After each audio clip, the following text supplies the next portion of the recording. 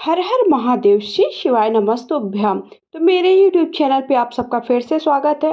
पितृपक्ष की शुरुआत कल से होने वाली है, अर्थात 29 सितंबर से शुरू हो रहे हैं। मतलब भाद्रपद मास की पूर्णिमा से ये पितृपक्ष प्रारंभ होंगे, जो कि अश्विन मास की अमावस्या तक चलेंगे, अर्थात पूरे 16 दिनों तक पितृपक्ष चल रहे हैं। इन पितृपक्षों में अपने पितृ आपके परेशान कर रहे हैं या आपके पितृ का कोई दोष चल रहा है, पितृ आपको किसी न किसी वजह से कोई ना कोई आप कोई भी काम प्रारंभ करते हो उस पर अड़चन आती है। आप कैसे समझेंगे कि आपके पितृ आपको परेशान कर रहे हैं, मतलब पितृ दोष के कारण आपका कोई भी काम रुक रहा है। अगर आपको निसंतानता, मतलब आप बहुत समय से प्रयास कर रहे हैं लेकिन अगर आपको संतान की प्राप्ति नहीं हो रही है, और अगर संतान होती भी है तो किसी न किसी कारणवश से कुछ ना कुछ बच्चे को हो जाता है। उसके साथ साथ आप कोई भी काम चालू करते हैं वो काम रुक जाता है, अटक जाता है। चाहे वो पूजा से जुड़ा हुआ, आप चाहते हैं कि चले हम सत्यनारायण की कथा करवाते हैं, लेकिन वो करने का आप पूरी तैयारी कर लेते हैं, लेकिन कोई भी काम अगर अड़चन पैदा हो रही है उसका मतलब आपके पितृ आपसे प्रसन्न नहीं, पितृ आपके दुखी हैं। पितरों का तर्पण करना पितरों का दोष है। तो उसके लिए आपको क्या करना है, पितृ जो पक्ष चल रहे हैं उसमें कुछ खास उपाय मैं आप सबको बता। सबसे पहला उपाय है आपको काशी विश्वनाथ का नाम लेकर के ये उपाय करना है। एक कटोरी में आप गंगा जल ले लीजिए, ठीक है। आपने एक कटोरी में गंगा जल ले लिया और गंगा जल लेकर के आपको अपने पितरों का नाम लेते हुए 7 या 5 बार आचमन करना है। गंगा जल को हाथ में हथेली में लेकर के, देखिए हथेली में कैसे लेने, जैसे मैंने फूल लेकर के दिखाया है ना, हथेली में मतलब आपके जो सीधा हाथ है राइट हैंड के हथेली में लेकर के 5 बार आचमन करना है। जैसे आप आचमन करते हो जब आप शुद्धिकरण करते हो, खुद का शुद्धिकरण करवाते हैं, जब भी आप पूजा में किसी में बैठते हो तो आप ब्राह्मण आपसे, पंडित आपसे आचमन करवाते हैं। तो उसी प्रकार से आपको काशी विश्वनाथ का नाम लेते हुए 7 बार तुलसी के क्यारे में आचमन कर देना है गंगा के जल का।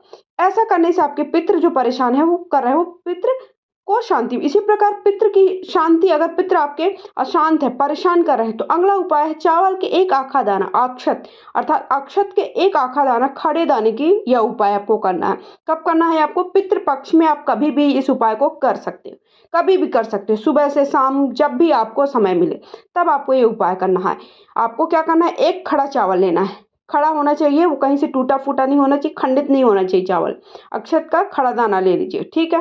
अब आपको क्या करना है, उस खड़े दाने को जहां पर भी आपका परिंदा, अर्थात जहां पर भी आप अपना मटका रखे हो, जल का जो भी स्रोत है, मटका है या फिर आपने आरओ लगवा रखा है या फिर आप किसी बर्तन में बाल्टी में भर करके रखे हो जल, जिससे भी आप प्रतिदिन का प्रयोग में लाते हो जल, उसे कहते हैं आपका परिंदा, अर्थात हांडा। मतलब जिस पे आप लोग प्रयोग में लाते हो, जिससे भी आप जल पीने के लिए, खाना बनाने के लिए, अन्य कार्य के लिए प्रयोग ला रहे हो, वो आपको वहां पर के वो चावल का एक दाना ले जा करके क्या कर देना है, रख देना। अपने पितरों का नाम लेते हुए, जो भी आपके पितर हैं, जो भी आपके पूर्वज हैं जिनका की मृत्यु हो चुकी है और उनका आप नहीं करते हो, पितृ पक्ष में उनका श्राद्ध नहीं करते हो, या फिर कोई भी गलती हो जाती है, तो जितने भी आपके पूर्वज, जितने भी आपके पितृ, उनका नाम लेकर के वो अक्षत का एक चावल का दाना आपको कहाँ रख देना है, अपने परिंदे के पास, मतलब अपने घड़े के पास, या फिर जिस पात्र से आप जल का प्रयोग करते हो उस पात्र के पास रख देना, ठीक है। उसके बाद उसी जो आपने चावल का एक दाना है उसे फिर से वहां से उठा लेना, कुछ देर रख देना, 10-15 मिनट आपको रख देना है। अपने पूर्वजों का नाम लेना है, उन्हें स्मरण करना है, उनसे जो भी है क्षमा याचना करना है। सारी चीजें करने के बाद 10 से 15 मिनट तक रखे रह देना उस चावल को। फिर उसके बाद उस चावल को वहां से आपको क्या कर लेना है, उठा लेना, ठीक है। आपने उठा लिया उस चावल को।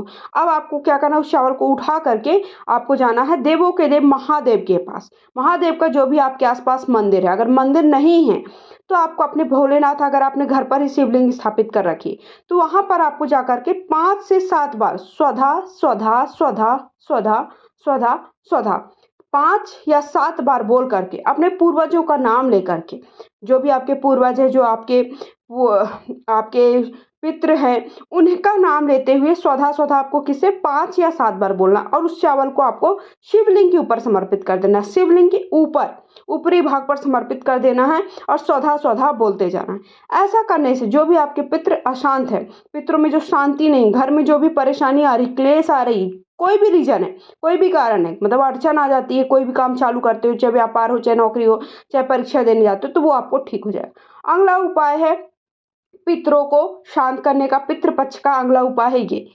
चाहे आप कोई भी काम करते हो, काम पूर्ण नहीं हो रहा है, बहुत ज़्यादा परेशान हो गए, बहुत सब कुछ करके देख लिया, लेकिन आप ये देखते हो कि काम जब भी हम कोई भी काम शुरू करने जाते हो, कोई ना कोई अड़चन आ जाती है, कोई ना कोई परेशानी आ ही जाती है।